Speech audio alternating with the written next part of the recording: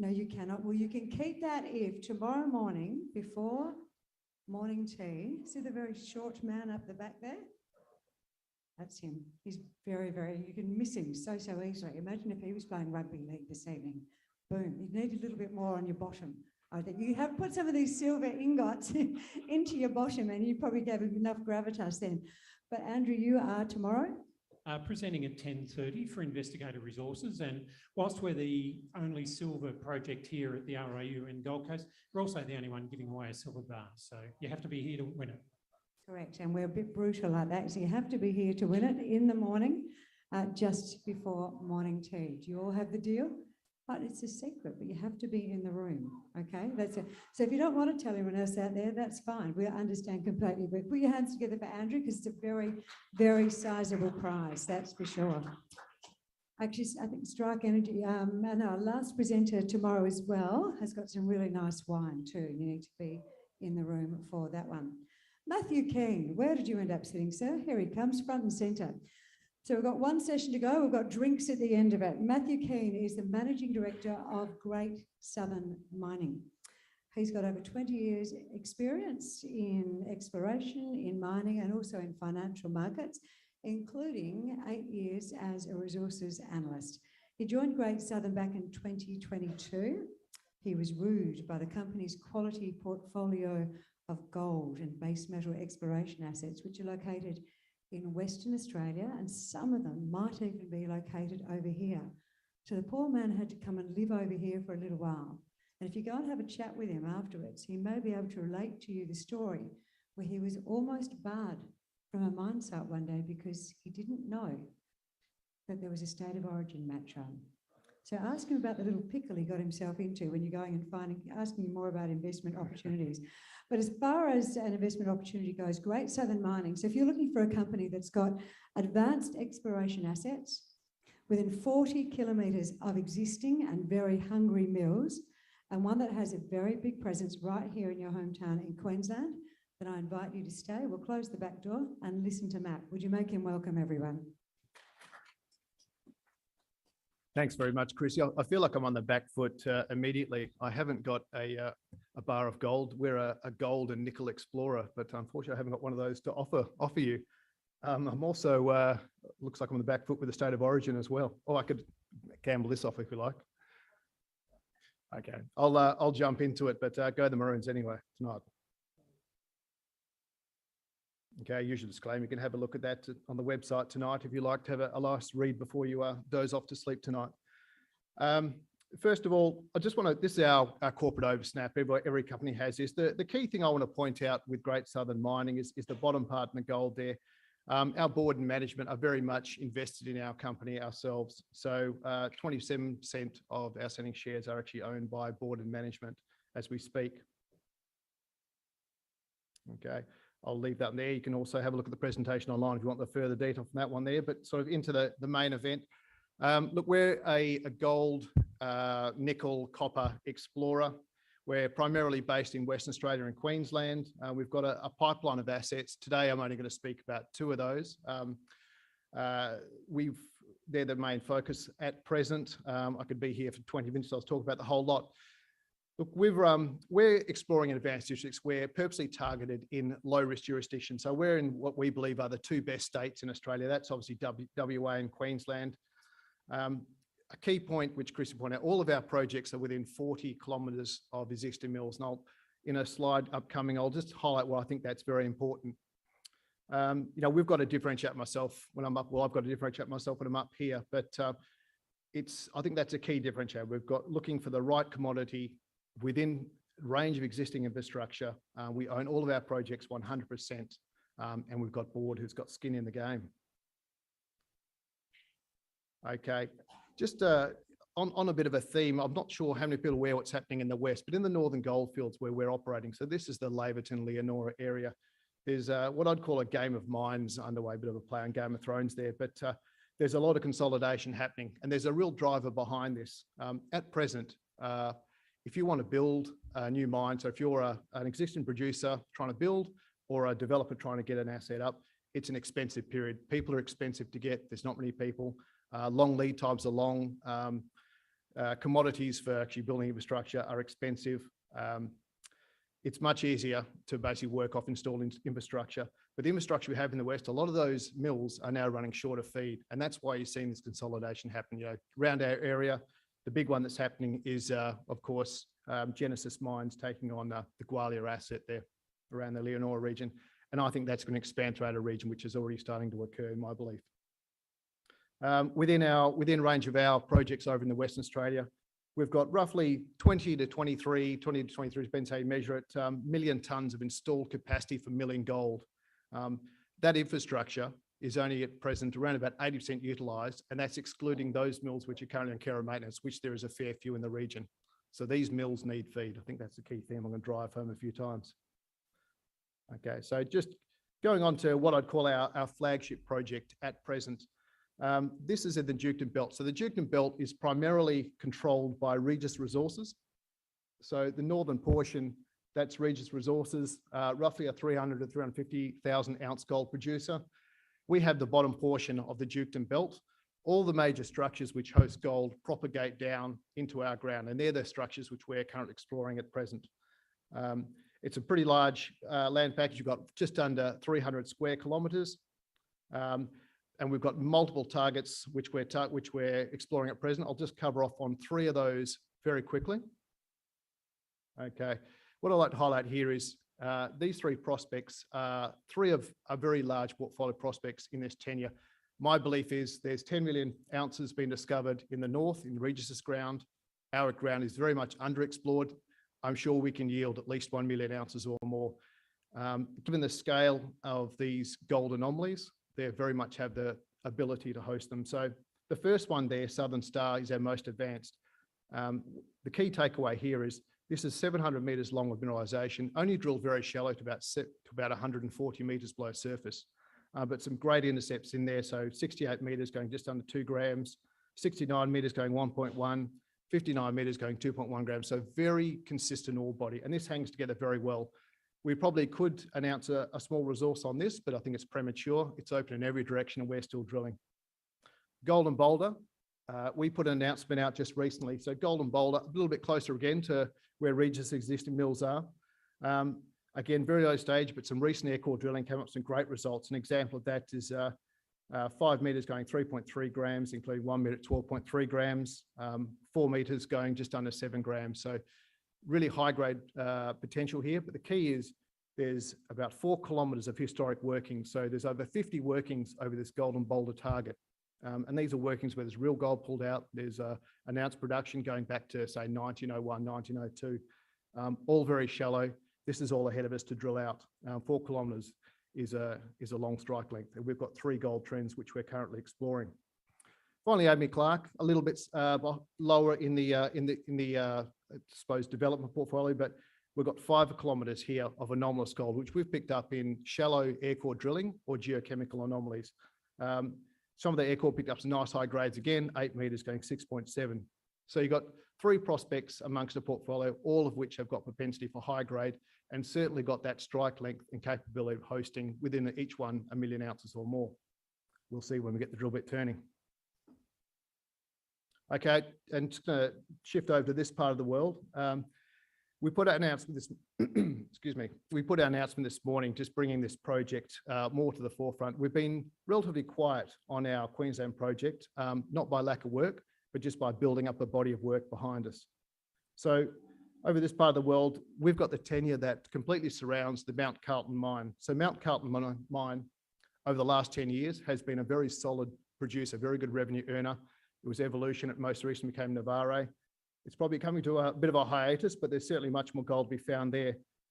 Interestingly or surprisingly, our ground, which surrounds there, has got very little exploration to date. So very little drilling, and this is extraordinary. In the West, ground that's within QE of a 1.7 million ounce equivalent gold mine would be really drilled heavily.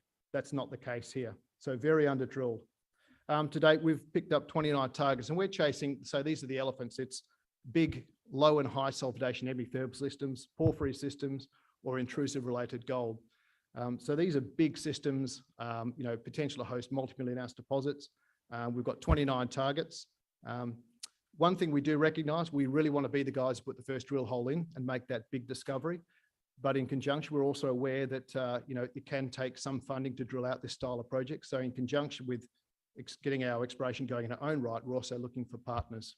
So that process is ongoing at present. The announcement this morning, the theme was, look, we've narrowed down those 29 prospects into the 5 highest priority. I won't go through them individually, but all of these have big scale, multi-kilometre potential. You're talking about 700 metre zones of stock work, which is amazing. Beauty about this state you've got here is you've got real geology, interesting geology outcropping at surface. In the west, a lot of that's undercover.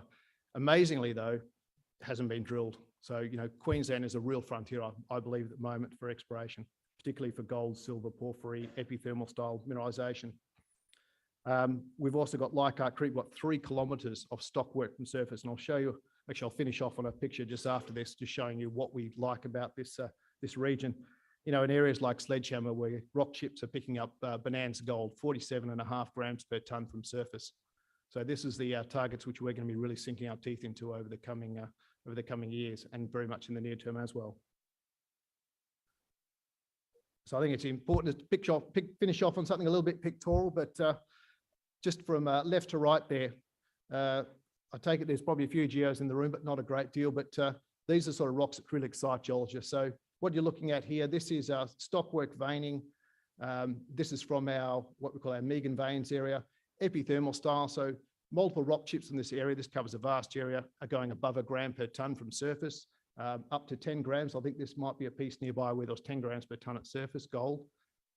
This rock in the middle, we've got 3 kilometres of strike length of this epithermal veining. So these veins here are filled with quartz and pyrite. All the staining is a result of sulfide. We know sulfides host most mineralisation in terms of copper, silver, gold, often in conjunction. And then finally on the far right, a pretty little picture of an area we call Red Rock in the Molongal area. And obviously the green-blue colour, it's actually more green than blue, but that's oxide copper, and there's very high silver background in this. And this area has not been drilled to date. Very little work has been done. Okay, I'll leave it there, but look, just to highlight, we are a company with skin in the game. We're, I believe, very undervalued at present. We own all our projects 100%. And importantly, all of our projects are within 40 kilometres of existing mills. So we can find resources, but we don't have the onus necessarily of building infrastructure. Of course, unless of course we find the big one, in which case, we're certainly going to build it and go ourselves. Thanks very much. Thank you. Did anyone have any questions for Matt? Because he's managed to finish 5 minutes before his allotted time. So I think he should really get his money's worth. Does anyone want to ask any questions of him at all? Would you like to go and have a drink with him at the end of the day? Please come and visit the booth. Go and do that. Intentionally before time. I know the afternoon we can get a bit dreary after our big lunch, so go quick. Thanks very much. Good on you, man. Thank you so much. Right. Now, here's something I didn't know about during the lunch. I went and had a chat with some of the peoples out there. I did not realise that back in around 2005, the number of geologists who had a particular bent towards uranium, in fact, who were qualified to sign uranium resource estimates, it's called a JORC, was, how many do you reckon? Out of all the geologists, the talented geologists we have in Australia, how many do you reckon were actually able to sign these special things? 8. And this fella here was one of the magnificent 8.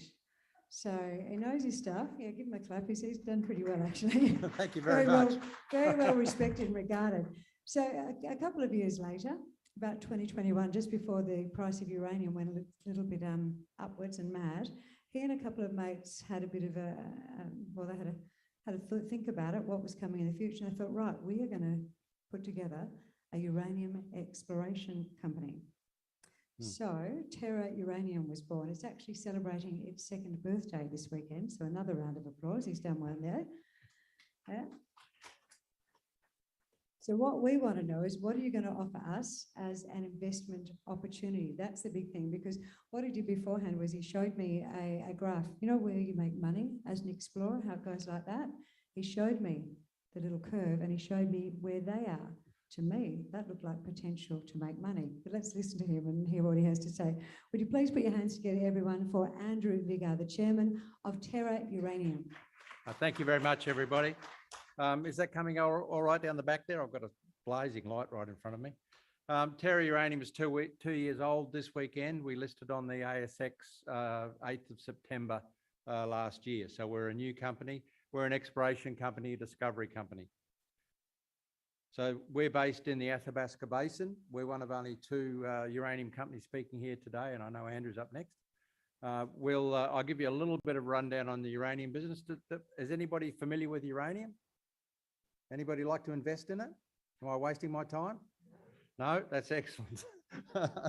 No, we as I said, we've been in uranium a long time, but this company was formed by myself, Daryl Clark, Troy, Doug, and then Kylie came in, very much focused on discovery of tier 1 deposits in the highest and richest grade province in the world. There's nowhere that compares with the Athabasca.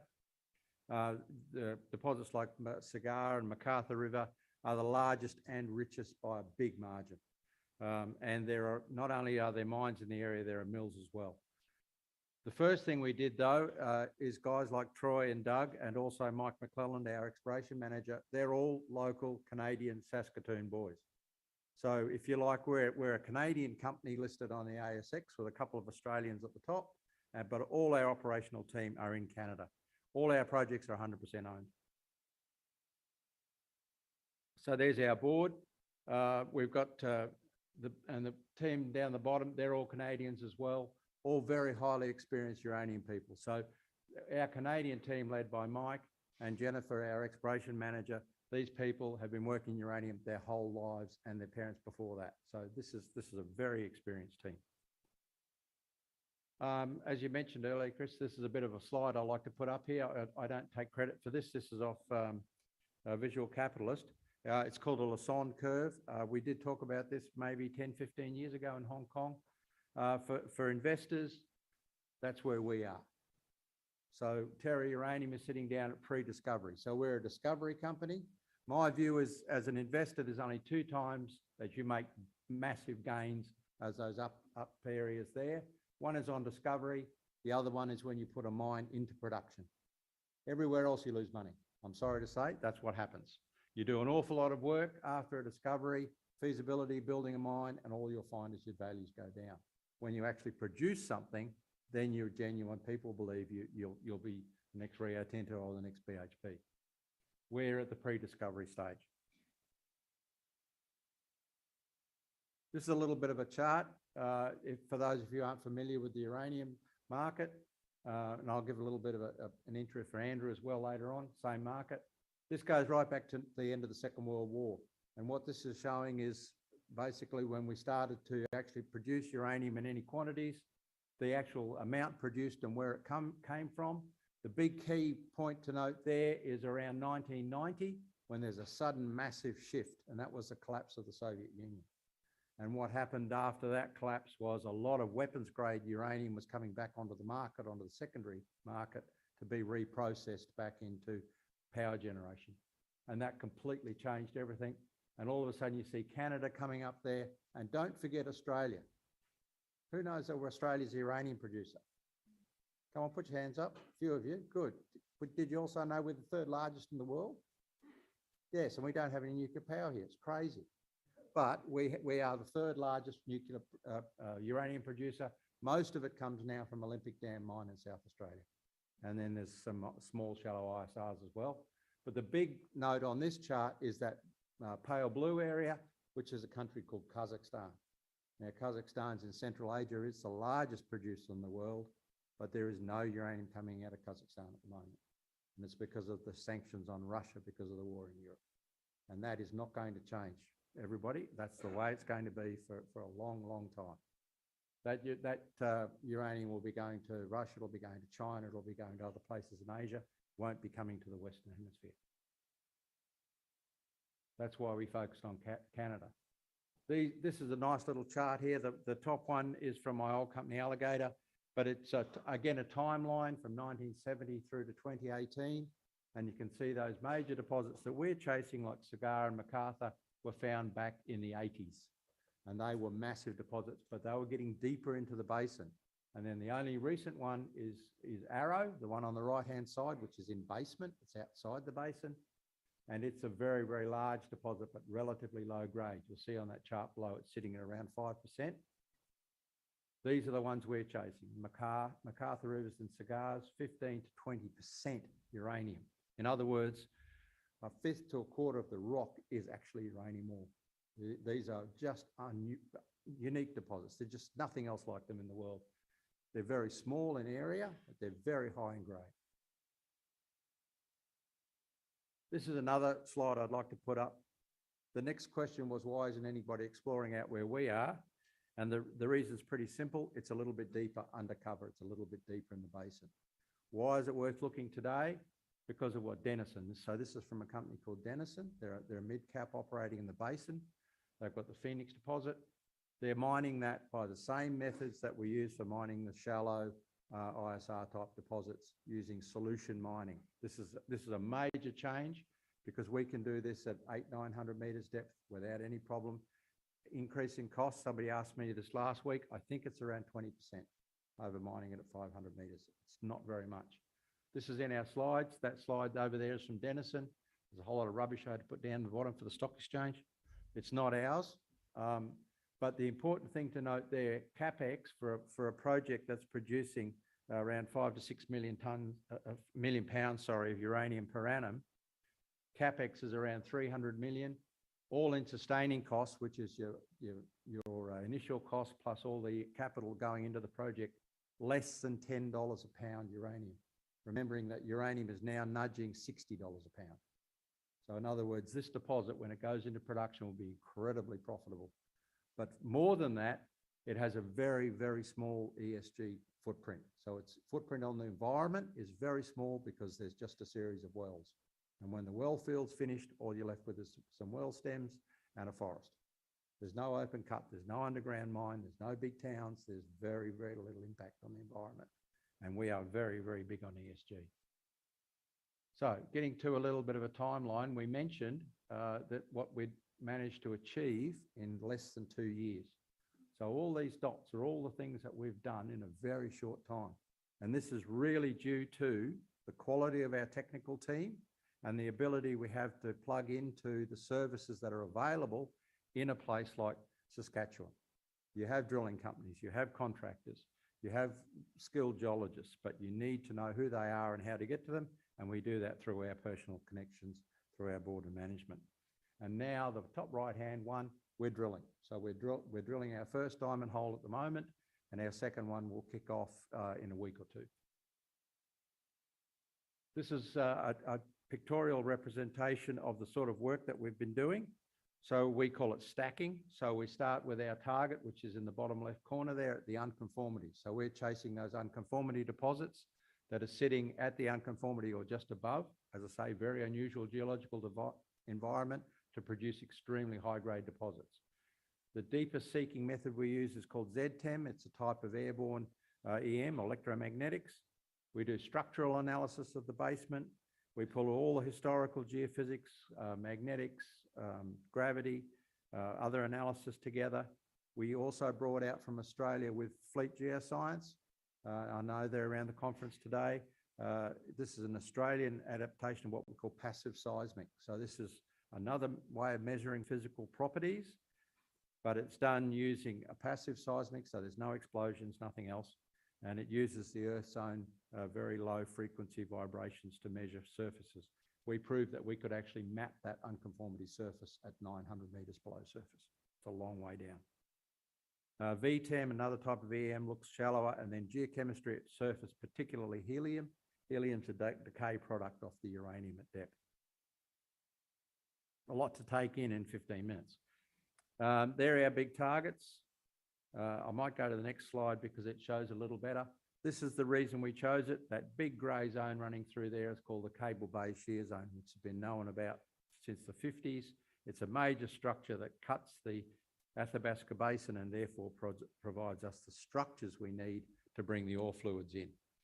We peg that ground ourselves 100%. We're now completely pegged around. So there's no vacant ground in that area at all. The people around us are the likes of Cameco, Orano, ISO Energy, OSCO, a couple of others. But more importantly on this diagram is that if you find something, you've got to be able to treat it somewhere, and a uranium processing mill will take you 10 years to permit. So even after you find something, it's going to be 10 years before you can do anything in a virgin location. We have 3 major mills here, owned mostly by Orano and Cameco, which have excess capacity and will take anything we can find. And we're less than 100 kilometres trucking distance from those mills.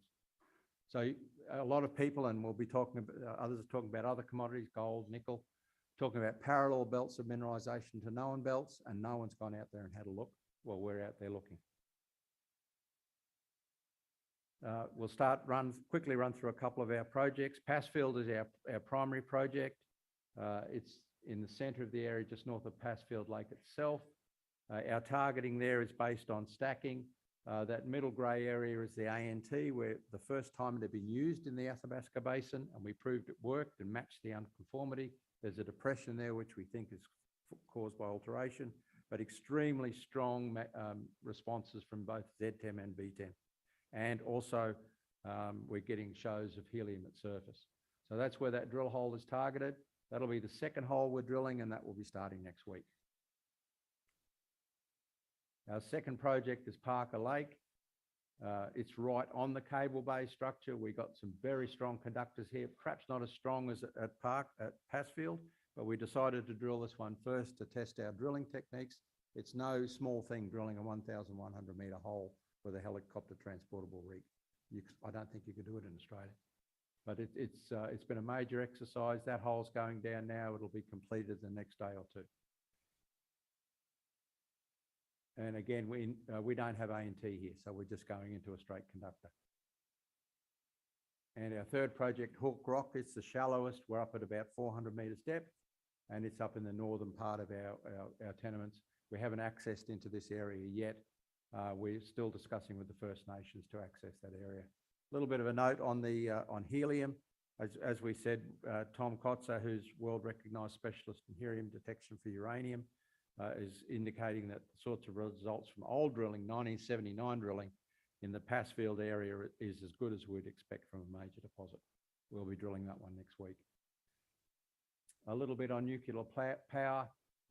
It is the coming thing. It will come to Australia. I hope to see it in my lifetime, but we shall see. It will definitely come. And just to finish off on ESG, I can't emphasise this enough. If you don't have engagement with the local people in your area, you are stuffed, because they will really cause you grief. If you want to know what it's like to operate under a treaty, we operate under Treaty 10. So we are in a treaty area. Australia's talking about going to treaties. To be absolutely honest, it's no different to what you would be operating in under Australia under native title. It's almost the same.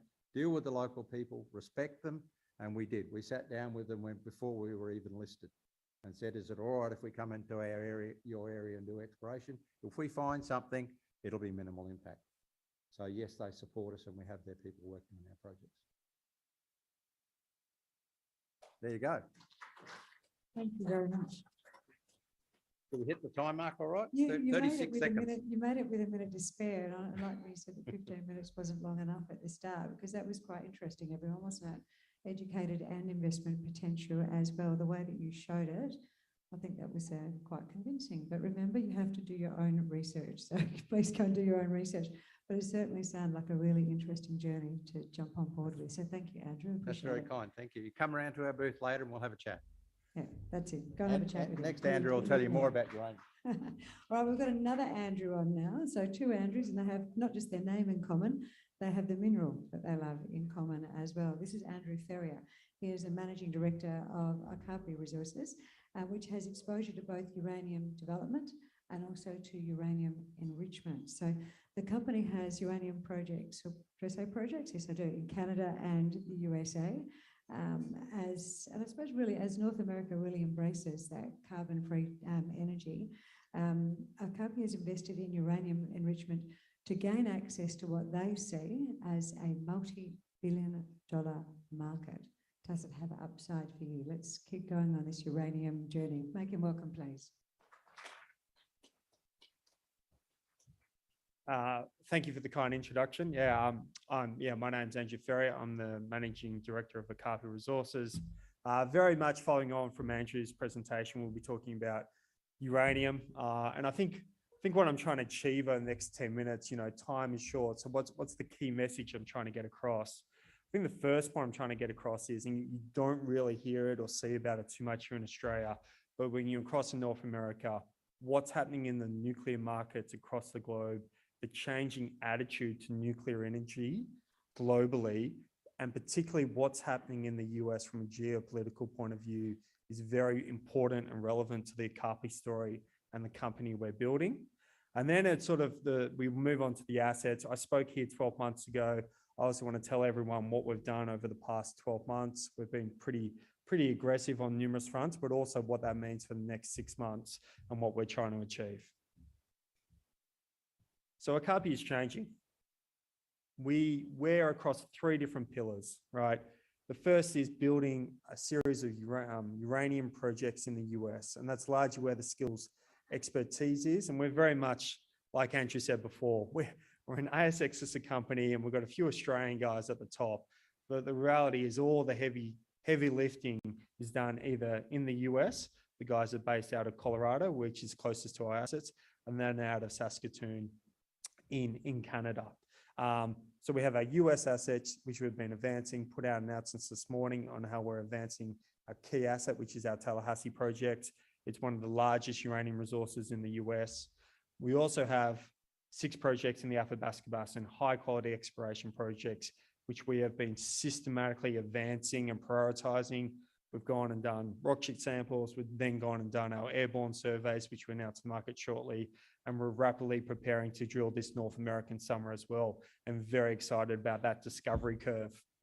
And then on top of that, we also have invested into a uranium enrichment company, which is incredibly unique and obviously incredibly exciting for us. Uberian is the name of the enrichment company. It's a private Australian company, and it's commercializing an enrichment technology down at ASNO in southern Sydney. And we can talk more about that. But the uranium market is where we have to start. And everything you see in the news these days is very positive for nuclear. The world has woken up and realized that nuclear really is the only form of clean baseload power. And the US is at this crucial point in time where, nuclear still accounts for 20% of all its electricity production. 20% is a big number for the world's biggest economy. It has 93 operating reactors today, more than any other country in the world. But what's changed in the US over the last 12 months is it's woken up and realized that it imports all of its uranium from overseas. And you can clearly see the 1980 timeline and what happened there in terms of the uranium market changing at that point and all the Kazakh production coming online. And for a long point in time, the US utilities who acquire the uranium that goes into nuclear reactors were very happy buying cheap uranium out of Kazakhstan. That all changed 12 months ago. This is no longer an acceptable way for these US utilities to be fueling their nuclear reactors. There's bills in the US Senate as we speak talking about banning uranium from Russia. And that will leave countries like the US scrambling to find uranium production like in their backyard where we're based and we have some of the biggest projects, but they'll also try and source it from places like Canada and Australia. Only problem there is building a uranium mine takes 10 to 15 years, right? And there's existing projects like the ones we have in the US that can be fast-tracked into production. US governments are very good at throwing money at problems, and this is what they're doing so far. I won't reiterate some of the things they've done over the last 12 months, but I think the key point to say is nuclear energy is now very bipartisan in the US, and there's so few issues in the US which Democrats and Republicans can agree on. But at this point in time, nuclear energy is very much one of them. And they're throwing money both into their nuclear reactors to make sure they're economically viable for decades and decades to come. But they're also very concerned about the enrichment space as well, which we'll touch on. And this is where the uranium markets are at this point in time. On the left, you can see the uranium price, which is the U308 price. This is the uranium that uranium mines produce that then go into the conversion enrichment process to be turned into nuclear fuel. And on the right, you can see the enrichment price. So this is the SWU price. This is the price effectively at what enriched uranium sells for. And what you can see here is there's a very clear point in time where Russia invaded Ukraine and what it's done to the market. But what you can see probably most importantly is the uranium prices come a long way in the last couple of years, but it's got a long, long way to go for it to actually incentivize new production, a significant amount of new production into the market that will allow basically the supply deficit that exists in the market today to be fulfilled. Most new uranium mines, then incentive price of around US $75 per pound. So the uranium price needs to get to that level for it to actually fix the problem. And the reason why, it still got so far to run is basically uranium space has been so underinvested in over the last decade to multiple decades. And that means there's just no new uranium mines which can be put into production. There's a few care and maintenance mines which were mothballed in the last uranium boom, but they are insufficient to fill the growing demand for uranium worldwide. China, India continue to build nuclear reactors. Uranium is growing at a much larger rate than most people aware here in Australia. These are Okapi's assets. Mentioned this before. As you can see, the three assets we have in the US are our Tallahassee project, which is based in Colorado. We have a 50 million pound resource on that project today. We just announced we submitted our permit, which is an exploration and development permit, which will allow us to carry that project forward very swiftly from this point in time. That accumulated in about 6 to 12 months of work in terms of locking down the mineral rights down at a key deposit, which is the Hanson deposit at Tallahassee, and locking in land and surface access agreements with the landowners in the area. So it was a big milestone for us and allow us to get more and more news out on Tallahassee moving forward. The next asset we have in the US is our Maybell project, produced over 5 million pounds of production historically at grades of over 1,300 ppm. We have the substantial position of that whole Maybell project.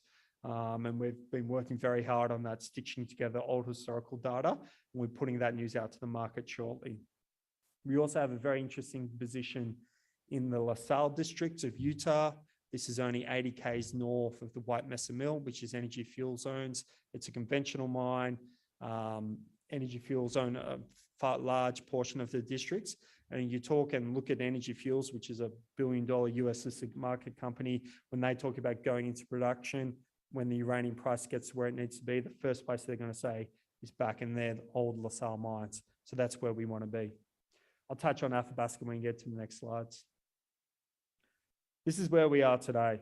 We're the little blue column on the very left. I'm not sure if you can even see it. Yeah. What we've been doing over the last 12 months is setting us up so we can move rapidly to the right. And it's a little bit what Andrew was referring to. We sort of play it in two ways. We obviously have the discovery potential of us drilling in the Athabasca Basin. The Athabasca Basin is elephant country. If you snag a discovery in that part of the world, it's a game changer for you. But we also systematically are developing our US assets so we can go from this explorer stage that we've advanced explorer stage that we're self-taught ourselves across into this development phase. And announcements like we put out today at Tallahassee is just one step in that process. You can see on the bottom right there is the sort of the resource pounds that each of those companies have. And some of it's not relevant for the Athabasca producers at this point in time, but some of it is. And it gives you a sense for how large our resource base is relative to other companies with much larger market caps than ourselves. And this is our Tallahassee project. Huge amount of time and money has been spent on this project over multiple decades. The Hanson deposit, I'm not sure how to get the light up here. Hey, the Hanson deposit is this kidney-shaped deposit here. Cypress Swiss cheese, the asset back in the 1970s, got a full-blown mine permit to operate that as an open pit and underground. And effectively after the 3 Mile incident in upstate New York in 1980, walked away from the project. We are blessed with having nearly all this information and all this drill data, which is an incredible head start on the project.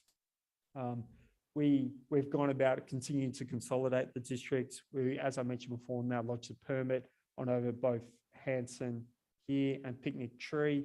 We'll quickly follow that up with another permit over Taylor and Boyer, which are the assets to the north. But as you can see here, there's been a huge amount of historical drilling, huge amount of historical mining also on this asset. And the whole district itself is around 90 million pounds. 90 million pounds in the US. Hopefully, given what I sort of tried to explain to you previously in terms of where the US is at from a geopolitical point of view and their desperate search for energy security, this makes Tallahassee a pretty relevant asset moving forward. These are our Athabasca assets. So one of Andrew's slides was a fantastic slide. I talked about his sort of systematic advancement and prioritization of projects. And I kind of wish I had it in my slide because we've followed a very similar track to that. We've gone out, we brought these projects 18 months ago from a TSX listed company. We've used, world-class consultants to effectively re-examine all the historical data, prioritize the projects, but then we've gone out systematically, put geos in the field in September last year to do geochem, match structures. We then completed an airborne survey over the project in the last couple of months. We got that news out to the market 3 weeks or so. And basically it's confirming and reconfirming the high priority targets that we have. We're now working towards pretty aggressively drilling out this Newnham Lake project up here that you can see in the northeast of the Athabasca Basin. It's slightly different approach. We are looking for basement style hosted deposits. And because we're on the fringe of the Athabasca Basin here, we can sort of drill into those basement style deposits within the first 50 to 150 meters of all the drilling that we're doing. And we look, obviously, as I mentioned before, currently planning to be drilling these projects hopefully in August this year before the onset of the North American winter. So that would be very exciting news for the market. And we're sort of taking every step to make sure that we're drilling where we want to be drilling and give ourselves the best chance of discovery. Now on to Uberian. This is the enrichment story. We announced we were investing in Uberian earlier this year. Very excited to be able to do that. It's very difficult for small companies like ourselves to give our shareholders exposure to this enrichment landscape. And enrichment in the US is a little bit similar to the uranium market, where the US is now nearly completely reliant on enriched uranium coming out of Russia to feed those nuclear reactors. And this obviously isn't sustainable moving forward for the US government. And in particular with the onset of small modular reactors, which I think a lot of you have heard about. It's basically a miniature nuclear reactor. But the thing about small modular reactors is they require enriched uranium about 3 to 4 times higher than the enriched uranium that goes into a nuclear reactor. And currently, there's no commercially available facility to produce enriched uranium at those levels for small modular reactors, which is effectively holding up the whole progress of small modular reactors. But for a long time, and currently all enrichment occurs through centrifuges, which is an old technology with moderate efficiency. Most people are aware of Silex, which has the 3rd generation technology. Silex is an ASX listed company with close to $1 billion market cap. What Uberian has is different to those 2 technologies. It's a chemical technology. They're working down at ANSA and progressing and commercializing that technology as we speak. Okapi is a 22% shareholder now in Uberian. I've joined the board. It's going to be a pretty interesting 12 to 18 months as they continue to progress that technology. This is my last slide, and it's basically to try and give you a snapshot for everything Okapi is and why that's relevant over the next 6 months. So we're quite unique in the fact that we're in exploration. We've got our assets in the Athabasca Basin. We're in development. We've got our Tallahassee and Maybell projects in the US, and we're also now in the enrichment space as well. And us covering all those 3 different blue circles obviously sets ourselves up for where we think the uranium markets are going to go moving forward. Thank you. Right on. Thank you, Andrew. have done. Oh, no, I haven't done. It's just a temporary, definitely not a lithium battery, isn't it? One of those old-fashioned batteries. There we go. Thank you so much, Andrew. problem. Appreciate it. Yes, you're dismissed, sir. Jump off the stage. Coming up, before we wrap up today, we've got coming up a bit later on the fastest growing oil and gas company on the ASX for you to hear from. We've also got a really interesting MD and CEO who's got a key focus on the transition of our energy system and his commitment to lead his team to strike net zero by 2030. And he's an interesting fellow because he may look easygoing, but his background is actually as a former Australian military officer. So he knows how to organise a team and lead a team, and he's pretty centred on his goal. This fellow here, Justyn Wood, come and join us, sir. He is the co-founder and the CEO of Noble Helium. Now, Noble Helium has 4 primary helium projects within the East African Rift system in Tanzania. So Justyn successfully led the first oil and gas discovery in the East African Rift for Hardman Resources all the way back in 2006, and he's hoping to emulate his success with a slightly newer product now, looking to repeat that with Noble. So the company is getting ready to drill its first 2 prospects at North Rukwa next quarter, and they believe that they have the potential to be company making. Let's see if it'll make your investment portfolio. Please make him welcome. Thanks very much, Chrissy. It's good to be here for the Gold Coast Investor Conference. It's a great event. So yes, we are, just to underline, we are getting ready to drill after many, many years of hard work. So just give you a quick intro. This is really still a ground floor investment in potential and discovery and development of the world's largest primary and green helium reserve. Extremely favourable market, which I'll explain. Very, very solid team. Truly unique and world-class assets, and this would be the world's first and largest green helium project. So most people, and I was in this boat a few years ago, 7 years ago, when we first set this up, and my co-founders here in the audience, this is helium is not just a party balloon filler. There is actually no technology without helium. In the last 15 years, helium has become an essential and unsubstitutable input into the manufacture of semiconductors, which means all the chips in our phones and cars and TVs and computers can no longer be made without helium. It's a critical raw material, effectively. It's also essential for the functioning of MRI machines. So about 20% of the world's helium goes into making MRI machines work. It's critical for rocket launches. So we've actually had, which is obviously a big growth area, and SpaceX has been in contact with us a couple of times asking when our helium is coming online. It's also important for, critical for optical fibers manufacture, and I'd like to say that between optical fibers and semiconductors, helium actually underpins the entire global telecommunication system. So it's a little bit not just a party balloon filler, it's actually quite an important critical raw material. And I guess there's massive demand coming, certainly from the semiconductor space. So 15 years ago, 0 helium into chips. These days, it's 22%, growing fast. And there's a coming boom, as everybody will be aware of ChatGPT now and the coming boom in AI. So all of those chips, that are the high-powered chips that are required to run that, will be these high-end chips that require helium for their manufacture. TSMC, arguably the world's most important company, is relocating its manufacturing base out of, or in the process of relocating out of Taiwan and into the US and Japan and Korea to build these high-end chips. So demand for helium is very robust. It's currently a $5 billion US per annum industry, wholesale, so not retail. This is long-term supply contracts, and we're expecting that to grow to sort of $8 billion by the end of the decade. There's certainly plenty of room for us in what we're doing in aiming to stabilize and grow and support the global helium supply, which is extremely fragile. So last century, 100% of the world's helium came from the US.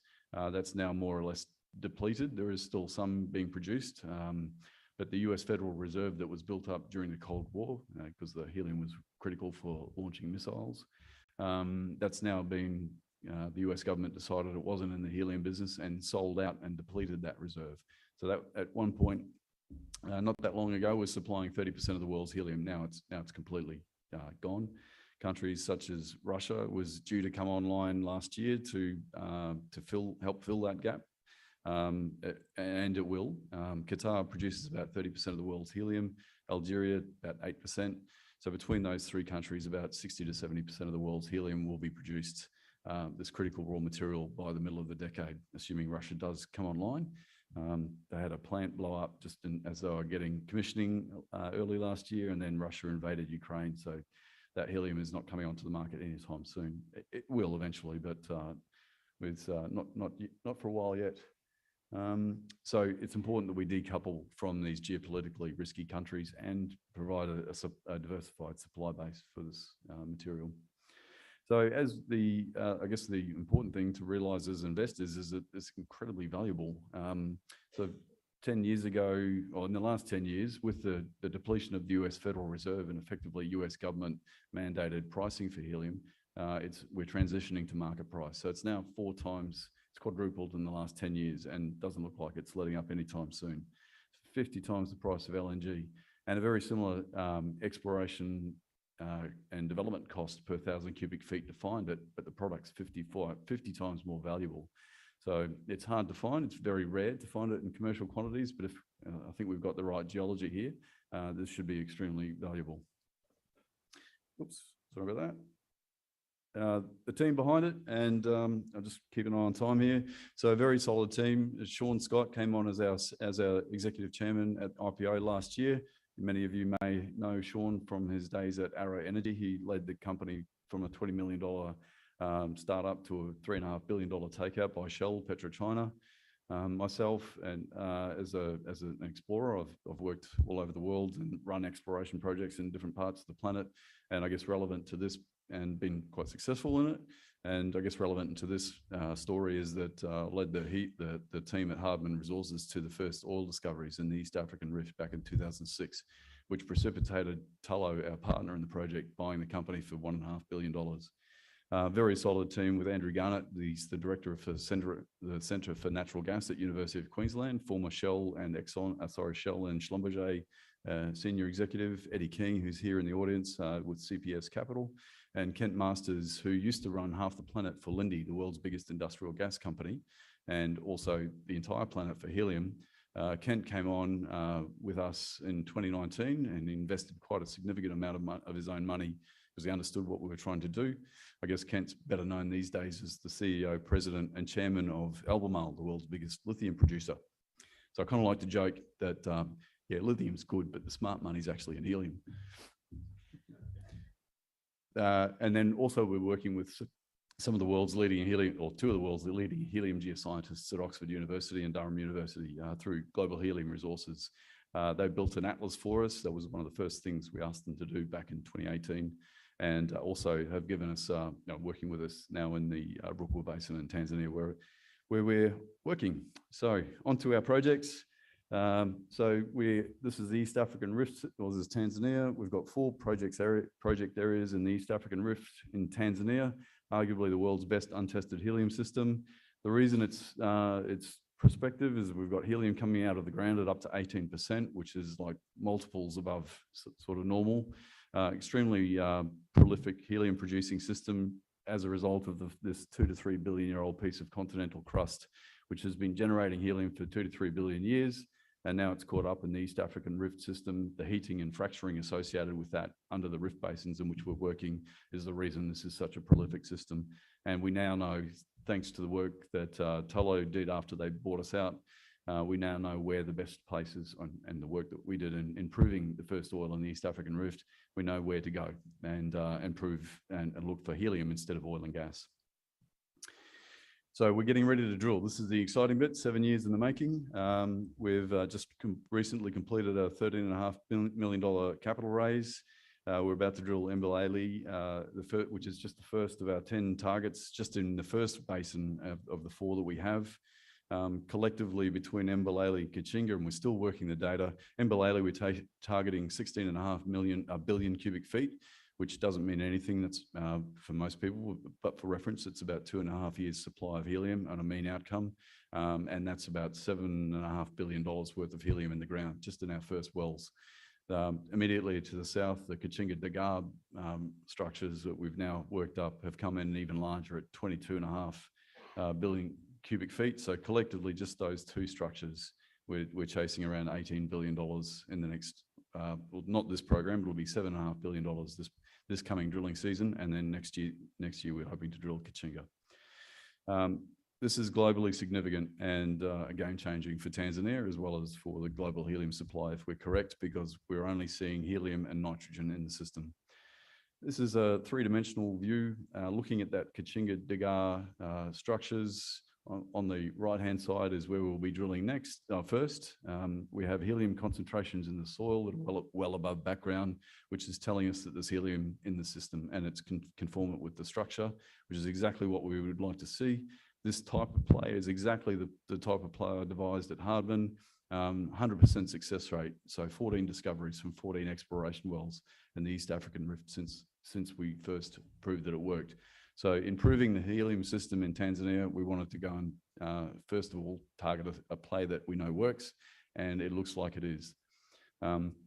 This is a 3D seismic side view. Now, I know it's a bit like looking at ultrasound, and I could say, well, there's a baby's hand in there, but it's not like that, but it's similar in that the trained eye can actually see these what we call common depth amplitude shutoffs, which is like you have to stare at a screen for a long time, many, many years, and understand the physics behind it. But basically, where those amplitudes, we can see the sediments are rolling over into the basin margin fault closure. That's our structure that we're targeting.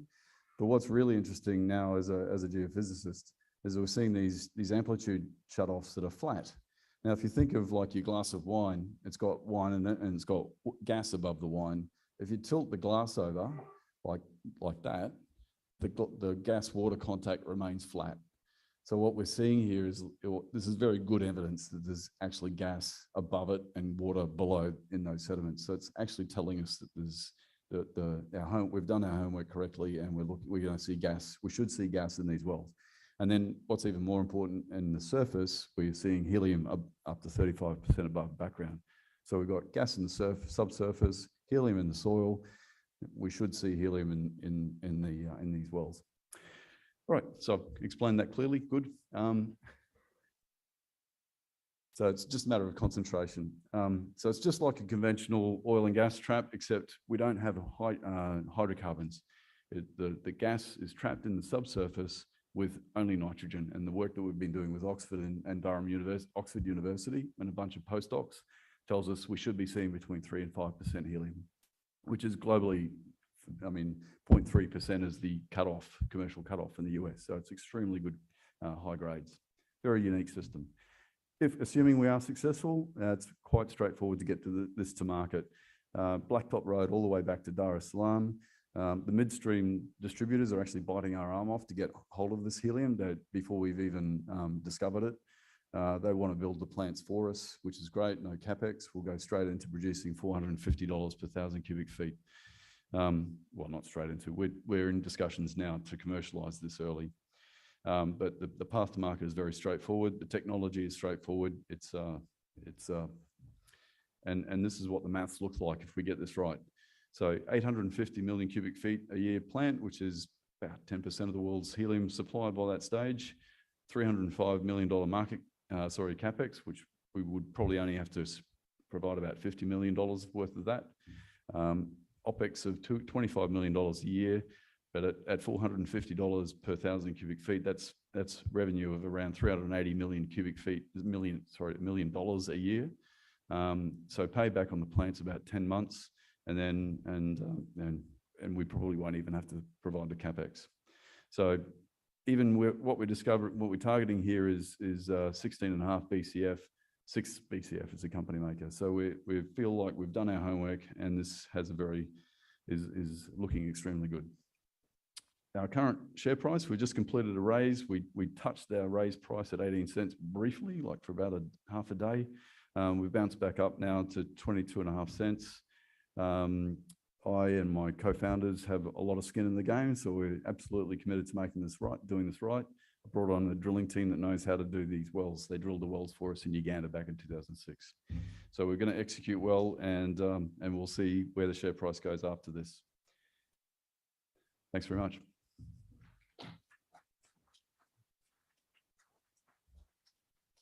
Thank you very much. That was great. And apologies for putting you on the spot there. And I like the wine analogy. Do we like the wine analogy? It makes it easier. That's a problem I think sometimes you're so deeply entrenched in it technically and you know your stuff really, really well. We'd love to invest, but just that clearer picture works really well for us. Are you going to watch the rugby league this evening? I think there's drinks, but probably. What? No. What did you say there? Quick run while they're still in their chair and they can't lynch you on the way out. Off you go. Thank you very much, Sarah. We really appreciate it. And it's an interesting proposition, isn't it, everyone? Yes? Right. Yes, thank you. Thank you. Appreciate it, Justyn. Right. Next one. Always interesting from the West Coast to hear of your challenges over here with gas on this side of Australia. So our next presenter may be part of the solution. Comet Ridge is next up on stage at the showcase, led by petroleum engineer Tor McCaul. Now, Tor's credentials, they include more than, is it 4 decades? I'm allowed to say 4 decades of experience? Close. Yeah, 4 decades globally he's worked. He's been with Comet Ridge for 14 of those years, and he plans to bring the Mahalo hub gas assets online into a pretty strained East Coast gas market. He's currently on the board of Australian Petroleum Production and Exploration Association. He's also a holder of tickets to a box this evening for game 2. How many tickets do you have? Well, just one for me, but Just one? there's a few for a few other Really? people. Okay, well, his car actually leaves. It's supposed to leave at 5. It's now leaving at 5:05. So let's make him welcome and see if he can make it out in 15. Thanks, Chrissy. And I'll just apologise to Colby and Stu who are following me. I can see at least one of them down the back there. I would have stayed, but you'll understand why I have to rush out. So I'm going to talk to you about, the last 3 talks today are actually about natural gas. We understand helium, Justyn told us, is a beautiful molecule, but methane is as well.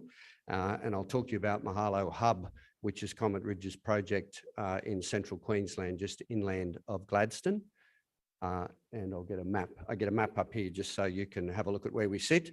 But the green producing, the lime green colours, you like, are the petroleum leases, or effectively production licenses that produce about 4,000 million cubic feet of gas a day and feed the trains in Melbourne, feed the LNG trains in Gladstone, but also supply gas into the domestic market as far south as Melbourne and into the southern states. I'll talk to you, I've only got about 11 or 12 slides. I'll finish with what hopefully is a workable well test movie slide, and I'll give you a couple of slides on the gas market just to tell you where the gas market sits right now over on the East Coast. But as you can see from this slide, our Mahalo hub area in the top of that, those lime green boxes, is close to infrastructure. We've got a Gemina pipeline to the south of us, and we've got a big diameter Santos GLNG line to the south of us to get gas to market. In terms of the achievements over the last 18 months, we have been very busy. We're only a small team. We're Brisbane based. There's a number of things that we've been able to get through since late 2021. However, probably the biggest 5 items for us are acquiring APLNG's position in the Mahalo block so that we increased our equity. We're able to offer Santos a share of that in exchange for a loan. And so Santos and Comet Ridge collectively bought Origin APLNG out of Mahalo. Probably the biggest thing is we achieved a 1.75 million scuff a day flow rate from a shallow coal in the Mahalo area. And that's from a horizontal well, a lateral well, and it proves commerciality and producibility in the field. We booked 2P reserves, and I'll talk to you about proven and probable reserves in a minute in Mahalo. And we brought Gemina in and Orica into our project through a pre-feed study on a pipeline with Gemina, and also through an MOU to look at prepay for natural gas for Orica. I think on the East Coast now, gas is hard enough to get, or so hard to get, that I think the days of vanilla gas sales agreements are gone.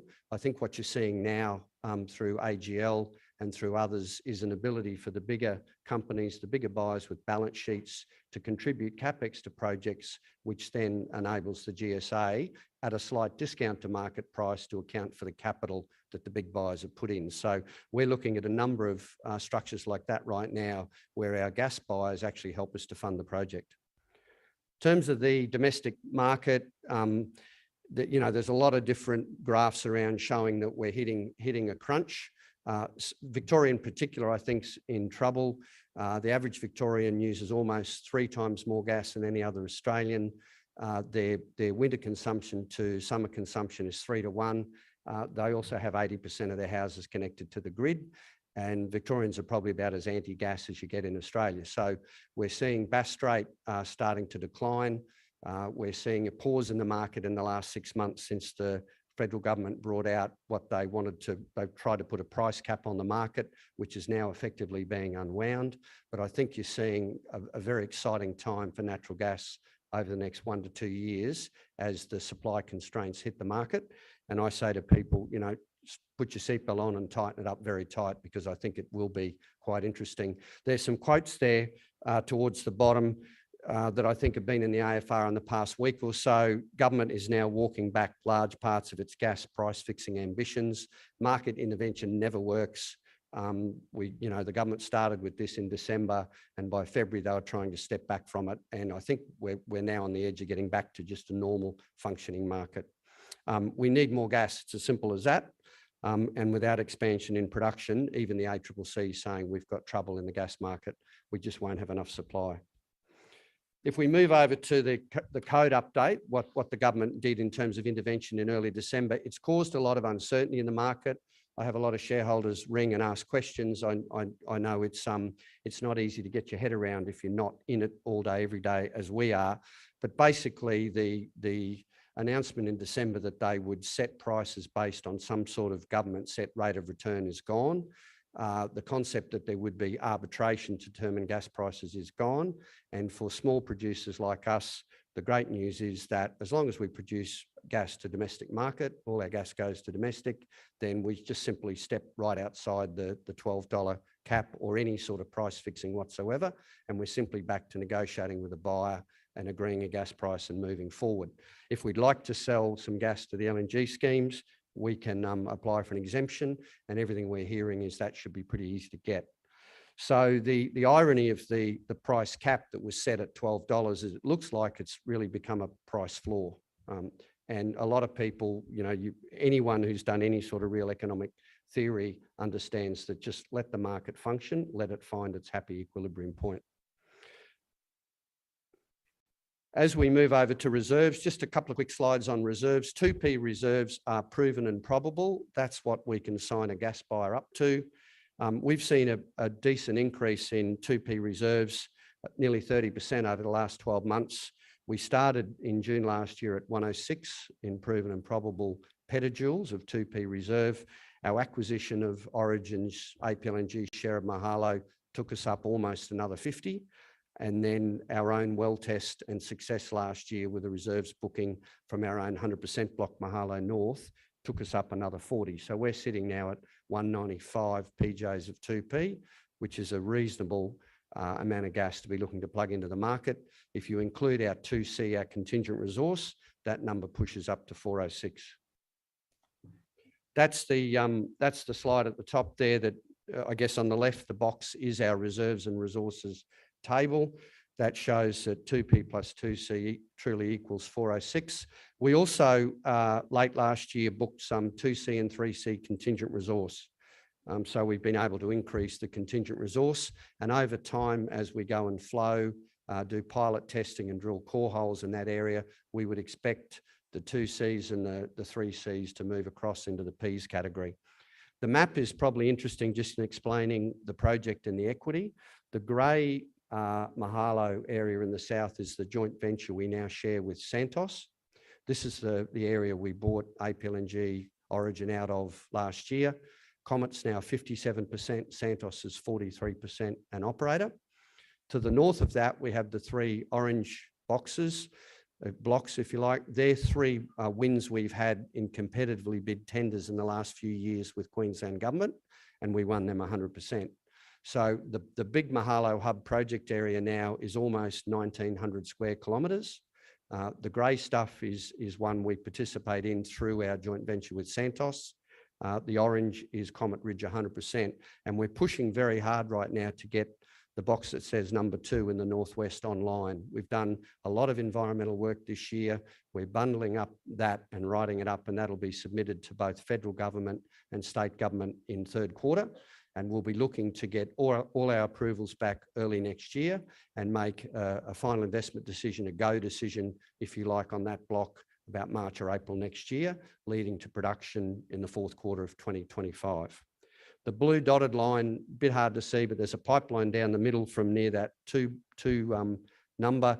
That's Gemini. We're working with them on a pre-feed study at the moment in a 73-kilometre pipeline. And we'll be looking to then use that to transport all the gas out of that area down into the market. And right at the bottom of the map, you'll see that we have 2 pipelines we can access. The first is Gemini's own pipeline, which feeds into the domestic market. The second one, which is less than 5 k's away, is Santos's own GLNG pipeline, which takes gas to LNG in Gladstone. So we can get gas reasonably easily from where we are in Mahalo, just inland of Gladstone, into the network to go to domestic gas and LNG. As we look at our path to production, we're establishing a very large and productive area in the Mahalo gas hub. We like having Santos there as an experienced, modular-based, low-cost operator. They're a great partner to have. And I include Gemini in that now. Gemini coming on board to look at building the pipeline for us. They've done this before many times, and they're a quality partner to have in the project. We're going to continue to add reserve and resource additions as we go, as we build out and as we bring these different blocks online and as we ramp up our production, and we're close to infrastructure. This is probably my favourite geological slide. The green U shape, if you like, is our high quality fairway where we attack first for gas production. This is where our coals are shallowest. This is where we've got 3 examples on the left in the table of wells that produced gas at very good rates. The one on the bottom was a very little lateral well, only 360 metres. We then went to a well that was 900 metres, and then finally we've gone to 1,800 metres. Santos is drilling lateral wells now out to 2,400, and there's design work going to push these lateral wells up to 4,000 metres. So we'll see increasing productivity from these wells as we drill them out. A key point there is we're very, very low CO2. With all the emissions work that's going on around Australia right now, natural gas with low CO2 is very valuable. And we've got the last couple of samples we've got from Mahalo were just over 0.1 mole%. Here we go. In terms of the JV project, this is the project with Santos. By acquiring APLNG Origin share last year, we've simplified the JV structure into 2 parties. We're both aligned. We both want the gas online as quickly as we can get it. We've extensively appraised that area. So we've drilled a number of wells as a joint venture. We've got a very, very good handle on what's happening. And with Gemini coming on board, we're now progressing our infrastructure solutions. So Gemini's a key part of that. In terms of talking about Gemini, there's a quote there from Frank Tudor, their CEO. We signed a pre-feed agreement about 6 weeks ago. We plan to roll that into a proper full-blown feed agreement in about another 6 to 8 weeks. So Gemini can take gas out of our area for us on a tariff, and that's a significant amount of capex that we don't have to go and find and put into the project. As we go through, just sort of summarising, you see a lot in the press, in the paper, you know, gas is dead. We're all going to be renewables. That's all rubbish. You need gas for everything. We need gas to make the glasses that I'm looking at you at. We need gas to make tennis nets. We need gas to make iPhones, bricks, bottles, fertiliser. 2/3 of the world is fertilised. Agriculture comes from natural gas. So if gas stops, we will starve. So gas will be around for decades. The more renewables we have, the more gas we'll need to support those renewables. So we see emissions rules making gas even more important. We're about to sign our inaugural GSA with CleanCo in Queensland. We're progressing other gas sales agreements, pipeline with Gemini, development options at Mahalo North to FID the project in the first part of next year. And we expect, as I said, first gas sales late in 2025. That's the corporate overview. We're about 16.5 cents this week. The intervention in the market took a lot off our market cap. I think we were at 19 cents and we ended up at 12.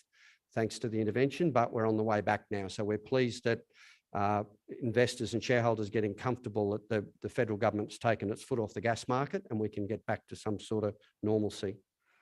And then if I just see, this is our Mahalo 1 flare test. As we drill these pilot wells, we need to flow them for a little while. We're not connected to pipeline. And so we well test for a couple of months. We establish all the technical parameters and then we shut it in and save the gas for the future. So thanks very much, Chrissy, and thanks for your time. Right on, Stuart. There he goes, moving quickly out the back. Go, quick, run. You're going to make it. You will make it. What is it now? What time I've got? 5:04. You came out a minute early. Well done to you. Just a reminder too that Tor and our next two presenters, no, keep walking. You ignore me, you keep going. Tor and our next two presenters. So we've got Talon and our last one is Strike. And they will actually be over in Perth in September for our oil and gas. So if you're not interested in AFL, because you're not, because you're from Queensland, most of you, so you don't know about the grand final and you're interested in oil and gas, then come and join us at the Hyatt on the 6th and the 7th of September. We would love to have you. And I can give you some other great tips for enjoying our great state while you make some fabulous investment opportunities. So coming up and joining us now, this is the fastest growing oil and gas company on the ASX. They're growing from 3.5 to 120 million market caps in the last 3 years. They're morphing from explorer to producer. They've had a bit of a re-rate on the share price. Not bothering this fella here, he's still smiling. He's got his eye firmly on the prize and they aim to draw some really big prospects in the next 12 months. Colby Hauser is the MD of Talon Energy. You've worked bloody hard for this one, haven't you, Colby? Yes. Bloody hard. So, and he's got a really interesting set of skills, which is about this long, which I'm not going to go through individually, but suffice to say that he has got his corporate strategy, gas sales, marketing, joint venture representation. He's got project development as well as investor and government and stakeholder relations. So he's got all of it in there. He knows what he's doing and he reckons he's done it pretty bloody well. Let's listen to the Talon story and see if it's something that you'd like to be part of. Please make him welcome. Thanks very much. I'm not sure if everyone got that sort of elaborate intro, but I appreciate it. Thanks very much. Yeah, really excited to be here. I don't think our story is that well known on Gold Coast, so thanks to Vertical Events for putting this event together. Yeah, who is Talon Energy, right? We're an oil and gas explorer and producer, I think, which is differentiates us a little bit to our peers today.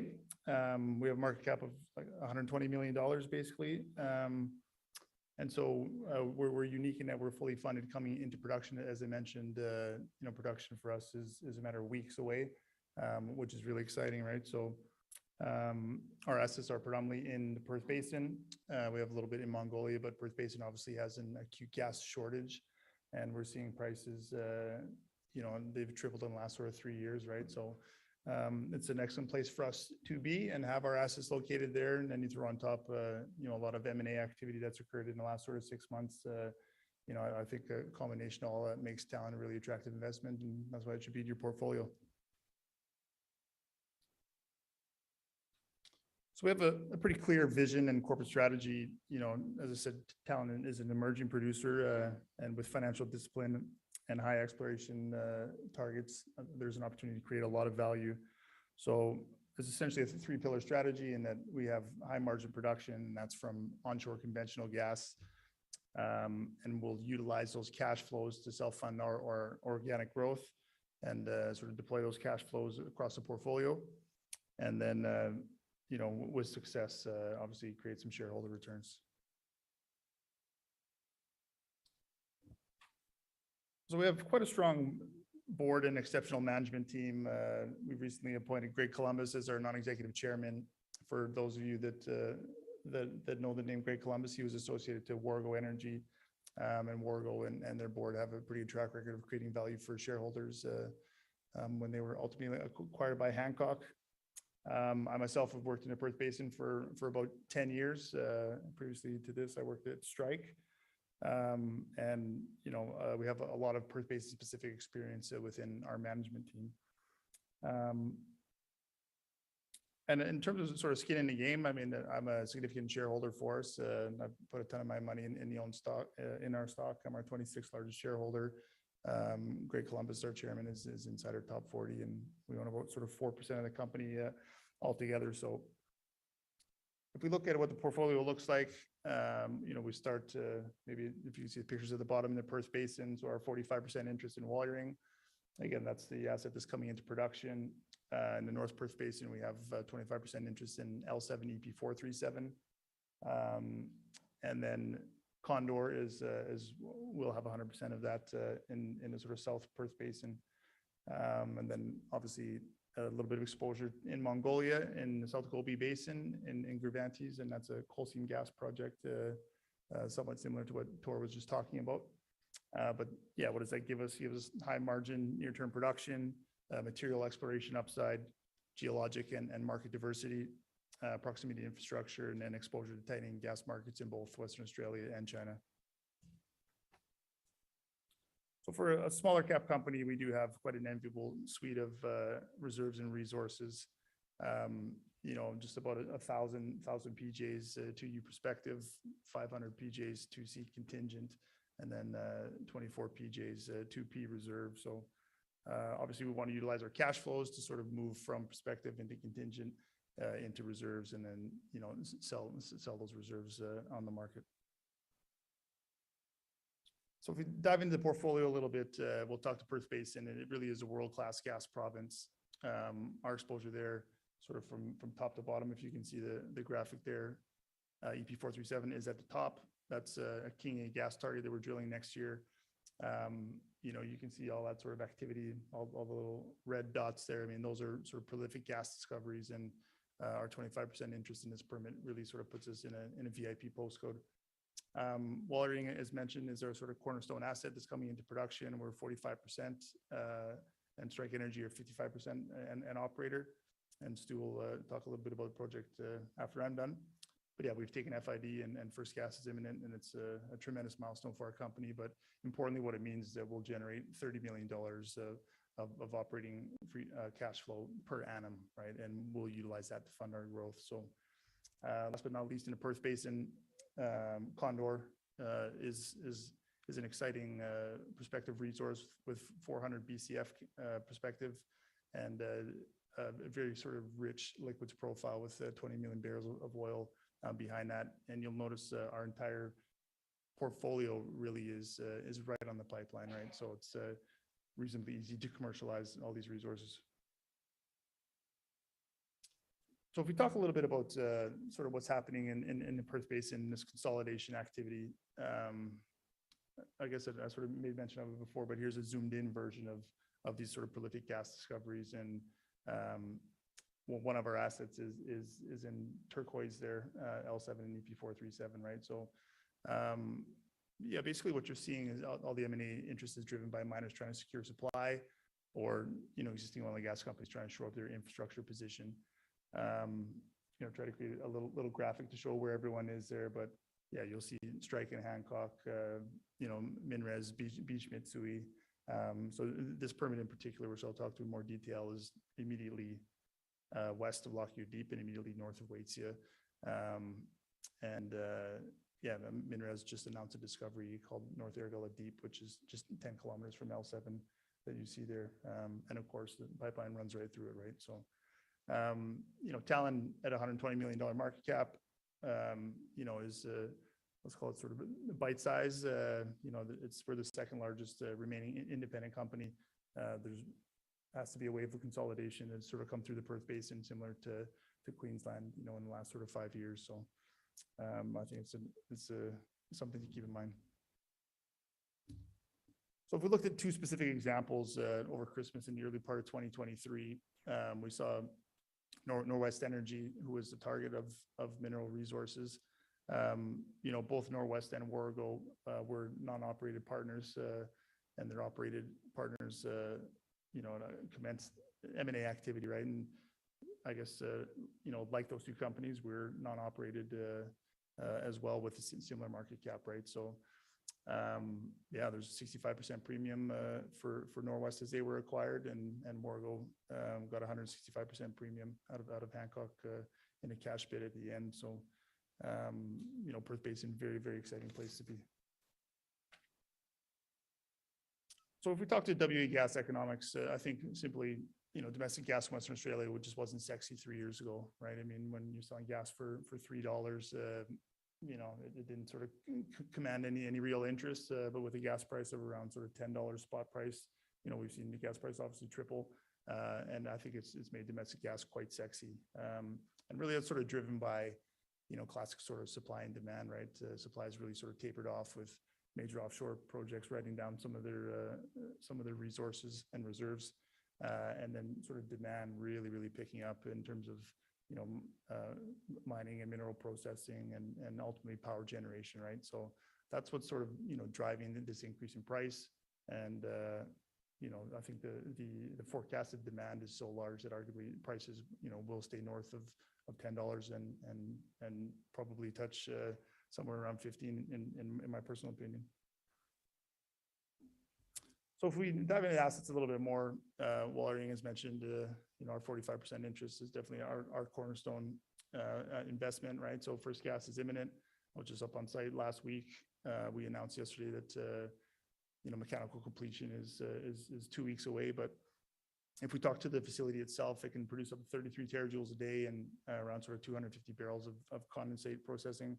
It's 100% solar powered, which obviously reduces carbon intensity. It's super cheap, frankly, right? I mean, you know, we're lucky that this discovery was 440 meters, you know, from the pipeline, and that's enabled us to build it sort of for around $25 million gross, right? So, importantly for us, there's two revenue streams, right? So you have gas and you have condensate. We sold our gas to Santos. They've taken 36.5 out of our 54 petajoule 2P reserve. And that leaves 29% uncontracted. Again, in sort of $10 spot prices, should we get exposure to that? And yeah, condensate actually is probably about 15% of the revenue. So it's still pretty significant for us. So there's just a couple sort of more detailed pictures. As I mentioned, we're sort of 2 weeks away from mechanical completion. What'll happen then is, you know, basically you get the facility RFSU ready for startup. And then once the government sort of gives you permission, you'll introduce hydrocarbons into the facility, they begin the commissioning process, and then ultimately, you know, start selling gas to Santos, right? So, yeah, it's, you know, and really it's only a couple hours from Perth as well, right? So very accessible.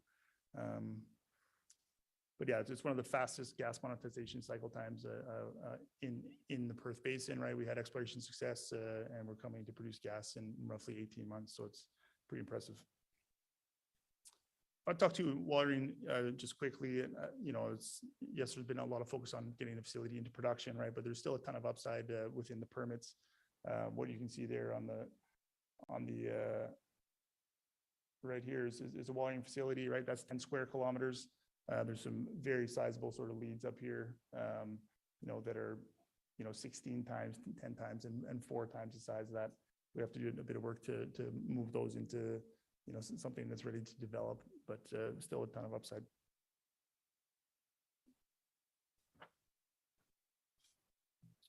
Okay, so we've talked to North Perth Basin and L7. You know, really this is, I guess, a more detailed view of, oh, sorry, I'll just go back one. There we are. This is a more detailed view of what what the prospects are, right? So, you know, we farmed into L7 at 25% interest in March this year. We really like it because it has 3D, and 3D has enabled our success so far. So we've interpreted that 3D. We've high graded three separate prospects that combined have 400 BCF of gas. And I keep on saying, you know, 400 BCF is sort of coincidental, right? But 400 BCF is $4 billion worth of gas sales in terms of revenue on a $10 gas price, right? So, you know, the size of the prize is huge in this sort of market. Okay, and last but not least, Condor, again, is 400 BCF coincidentally. And again, a significant liquids profile in 20 million standard barrels. What you see there is both the WA's pipelines, the Parmelia gas pipeline and the BBNGP. You know, they're 5 kilometers from the prospect. And this is a really exciting prospect for us to drill in 2025. So if we change tack, and I guess I'm lucky to follow Tor and talking about coal seam gas, you know, the Gravantes project in the South Colby region of Mongolia is a very exciting CSG project, right? So it's right on China's doorstep. You can see here that, you know, it's 20 kilometers from the Chinese border. This is China's west-east gas pipeline. You know, people sort of throw around the term world-class, maybe I'll say world scale, but 1.2 TCF is a huge resource, right? So we farmed into that. We have a 33% interest in it. And it's a tremendous project, right? So we've seen excellent success in drilling it. We've drilled 3 pilot wells, and basically we're just getting ready to insert pumps and bring the water out and bring gas to service in the next couple of months. So keep an eye out for that. So my second last slide really just sort of talks to, you know, what it looks like for us over the next couple of years, right? So cash flow from watering up at the top will enable us to drill sort of 5 wells in watering L7, EP437, whether that's sequential, that sort of depends on rig slots, but yeah, 5 wells in the next 2 years. And I think we're really sort of deploying that cash flow to add value. And then obviously Gravantes pilot well will sort of produce gas until the end of the year, hopefully. So I think, you know, Talon is definitely a compelling investment opportunity. You know, we're fully funded for development. We have significant near-term cash flows, tangible high impact exploration and growth catalysts, exposure to Perth Basin M&A market that's very hot, and it's you know, the best value opportunity relative to our peers, right? So it's an excellent time to come into the stock as we enter production. We're just getting coverage from several major brokers, and there's just a ton of catalysts in front of us. So thanks very much for your time today.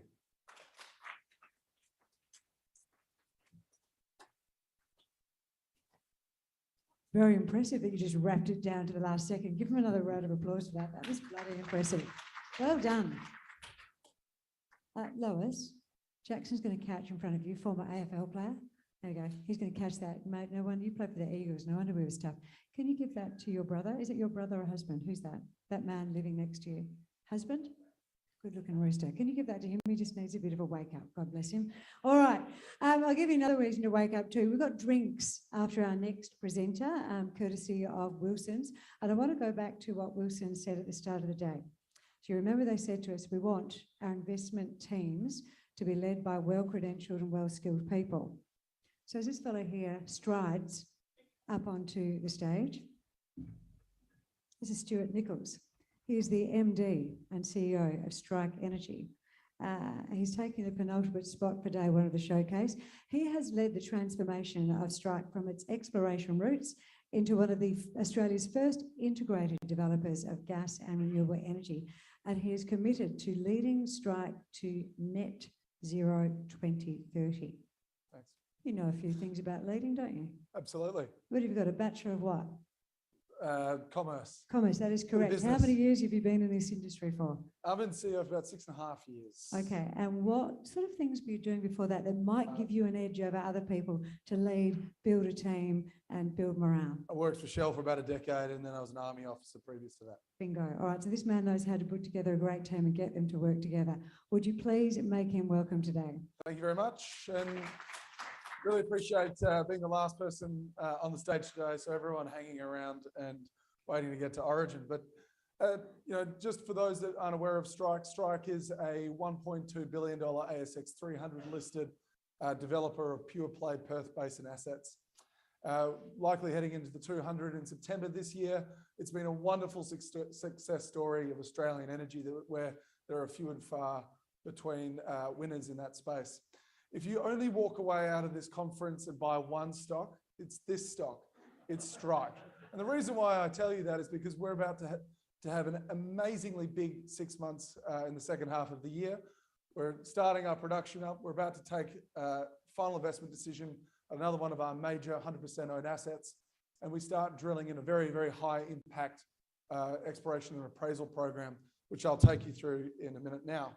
But given that you've spent the day watching miners and lithium and gold explorers tell you about their great portfolios, one of the things that bonds all of those people together is their energy consumption. I come from the great state of Western Australia, where we are very good at digging stuff up and pulling it out of the ground. I'm going to walk you through a little bit of information about how Western Australia is participating in the energy transition and how Strike and our gas in the Perth Basin is absolutely central to that story. So what you can see here in two little donuts is a evolution of the electricity sector in Western Australia. In WA, we have a state-owned and operated electricity generator. Now, the political football of our coal mines has been kicked down the road for about 10 years. And unfortunately for WA, the two domestic coal mines have pretty much all run out of coal. That's led the state government to make the decision to exit coal-fired power by 2029, which is really a reality of what they have to do because they've run out of coal. As a result, they're looking to backfill baseload coal-fired electricity with both renewables and gas. And so what we can see as the coal has started to go into distress, you can see on the right-hand side of this chart here, just over the space of 3 small years, the rise in the average balancing price for a megawatt hour in WA. This is happening in a state where the West Australian government owns and operates the electricity generator.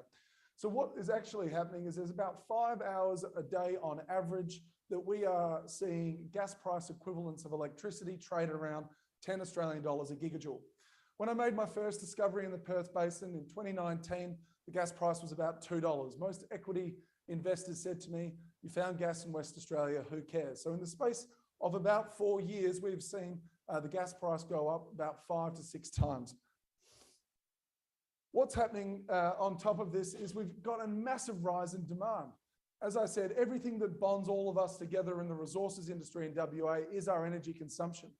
All of these critical minerals, these green minerals, these battery minerals that are the focus of equity investors today. But for every train of lithium hydroxide, I see 8 terajoules a day of gas demand that will sit in the system for an extended period of time. To make lithium hydroxide, you take spodumene, you put it in a kiln, you crack it at 1200 degrees centigrade into spodumene A so you can dissolve it into sulfuric acid. 1200 degrees centigrade is not easy to develop on a 24/7 basis with renewable energy. On top of that, people talk about the copper boom, but actually at the end of the day, power lines and major transmission lines are actually made of aluminium. So that's a 100% fact. They're not made of copper, they're made of aluminium. Australia is the second largest exporter of alumina. West Australia produces 70% of Australia's alumina. We currently, the largest gas consumer in Western Australia is Alcoa. They consume 270 terajoules a day to produce 9 million tonnes of alumina. We have South 32 that's running their alumina refineries off coal still. They're about to move that to gas. The next one is low carbon steel. So when we talk about the movement into net zero and Fortescue and Rio and FMG, all moving into low carbon steel, they're all now targeting major magnetite deposits. Those major magnetite deposits, whilst they will produce steel at the end of the day and the end of the value chain that is about 30% less carbon intensive than steel produced from the traditional hematite, the amount of energy consumed in the mining and the crushing of magnetite versus hematite is 3 times. And so for every 20 million tonnes of processed magnetite ore that we produce in WA, you are generating 50 terajoules a day of new gas demand. And the last one is we're trying to replace about 900 megawatts of coal-fired power in WA with a mixture of renewables and gas. For every 3 megawatts of capacity, you need 1 terajoule a day of new gas supply. And the unfortunate thing, as we will show you, is the gas is in a massive shortage of supply. We've seen an extended period of time of underinvestment over the last 10 years. The top left-hand chart shows you the amount of drilling that's happened in every oil and gas basin that can be connected into the West Australian gas reticulated network. On top of that, we've had domestic gas-only fields water out ahead of schedule. They've had early breakthrough of reservoir fluid, and that means that we're writing off reserves. We've also had consistent exploration failure over the last 10 years, which has been compounded with 2 downturns in oil and gas pricing. That's really a completely diverging against the backdrop of rising demand. In fact, we're building new fertilizer plants in Western Australia. We are building new pipelines to connect the Perth Basin to the goldfields, because all the goldfields are burning diesel to generate their power at the moment, whereas they want to use renewables and gas. We've also got the West Australian government, who's going to increase demand by 163 terajoules a day. That's another 17% of WA's domestic gas demand will increase by 2029 to exit that coal-fired power. And then finally is the rise of mineral processing. I think that soon we'll get to a point in Western Australia where you cannot export raw materials anymore. You actually will have to commit to a level of high grading, whether that's taking spodumene to lithium hydroxide or magnetite into hot briquette iron pellets. So what's happening at the moment is we've had all these large industrial gas users squirreling their gas away for the last 10 years in the gas storage facilities. And the bottom right-hand chart shows you consistent withdrawals from gas storage over the last 2.5 years. And so when we look at the chart on the right-hand side of this picture here, that shows you the spot price of gas in Western Australia. That is not a true reflection of what the price should be, because people are pulling on their stored $2 and $3 gas from several years ago.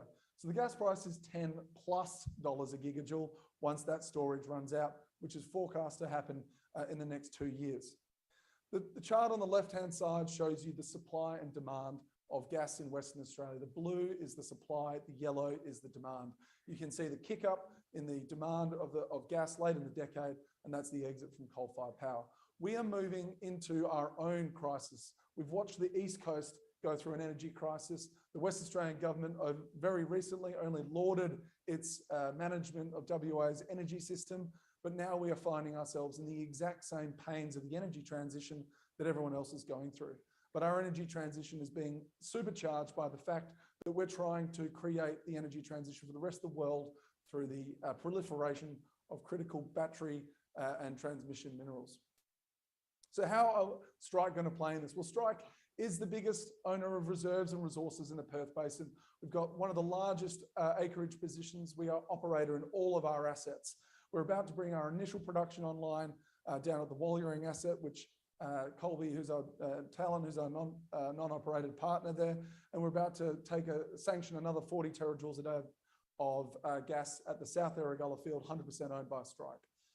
We're on a path to generating over $250 million a year of free cash to equity. So after that's greater than EBITDA by about the middle part of the decade, once we brought the 4 gas fields online, we've just had support from the West Australian government. The great news is we're incredibly catalyst rich. Not only are we well funded at the moment with over $190 million currently sitting on the balance sheet, but we've got production starting. We're about to take an investment decision on the next project, and we're moving into an absolutely exciting drilling campaign.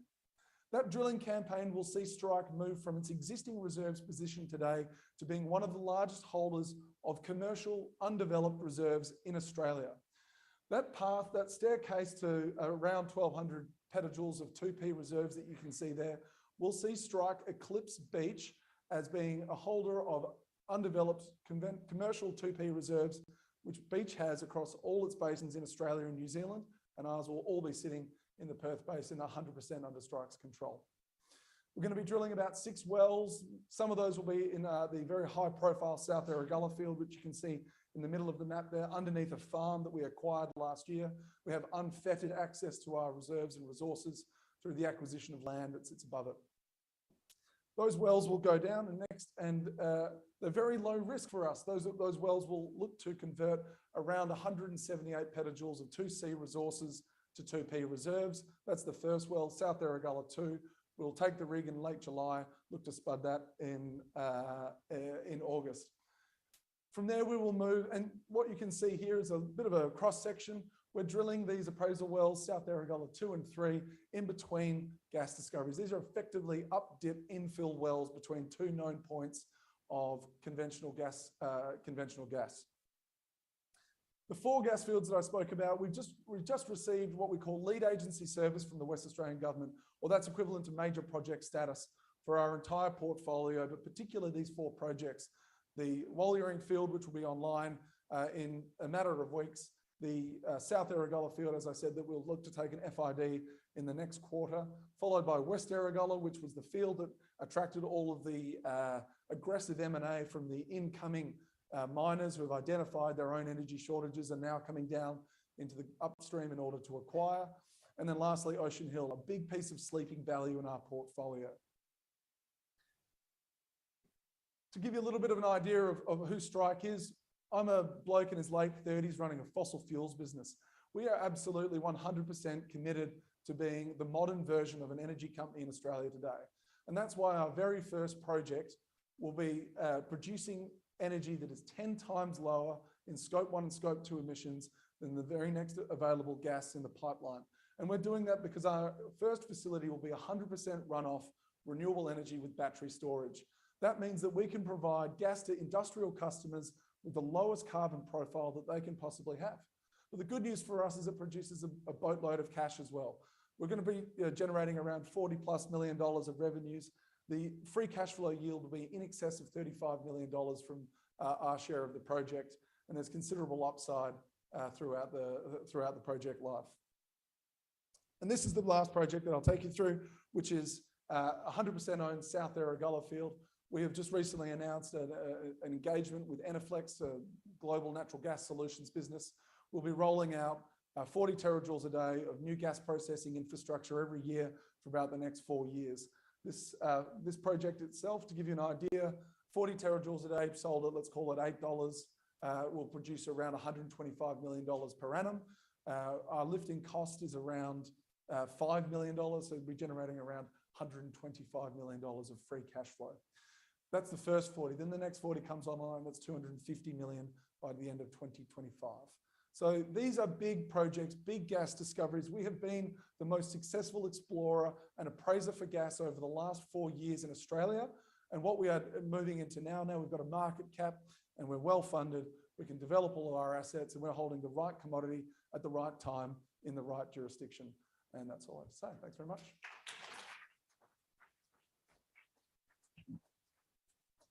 That was good. I felt like I'd just done a little mini educational workshop. Anyone else? I bet you're glad you stopped for that one. And just quietly, while there's no other presenters, I think, in the room, Jackson had said to me earlier this morning, he says, you know, this last guy that we've got today, he's the best presenter. You should tell everyone to stay because he's the best presenter. I said, Jackson, that's not particularly kind, and that's not very nice to say to me, but all the other presenters are here. That was bloody good. Could you put your hands together again? He said to us at the start, you know, if we walk around and we only invest in one, I think he's given us compelling evidence as to why he should be on the shortlist. So that was fun. Grab your bags, grab your bits and pieces, grab your thoughts, come outside, join us. Wilson's is putting on drinks for us. And I will see you back in the room about 8:30 tomorrow morning, traffic willing. See you then, everyone.